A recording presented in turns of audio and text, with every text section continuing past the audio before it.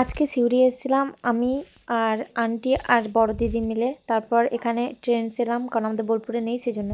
এই যে আমার দিদি ট্রেন্ডসে এসছে, প্যান্ট নেবে বলে, জামান কাপড় নেবে বলছে, কিন্তু ওর সাইজের পাচ্ছে না। দেখি রে, এদিকে তাকা, একবার মুখটা দেখা। এই সাইজের জামা কাপড় পাচ্ছে না। আপনারা যদি কোনো ভালো দোকান চিনেন যেখানে ওর সাইজের পাওয়া যায়, সেটা একটু সাজেস্ট করবেন আমাদের। আচ্ছা, ওইটা হয়ে যাবে বলছে, দেখা যাক হবে এটা।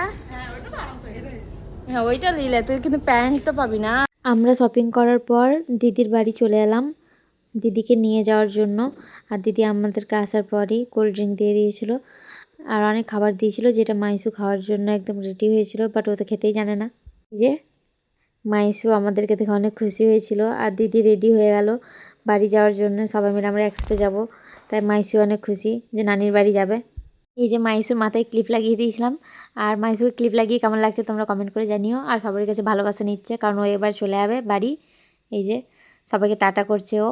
আর আমার দিদিরা সবাই বাসে যাবে, সেই জন্য অটোতে চেপে গেল, আর আমি দাদার সাথে বাইকে করে যাচ্ছি।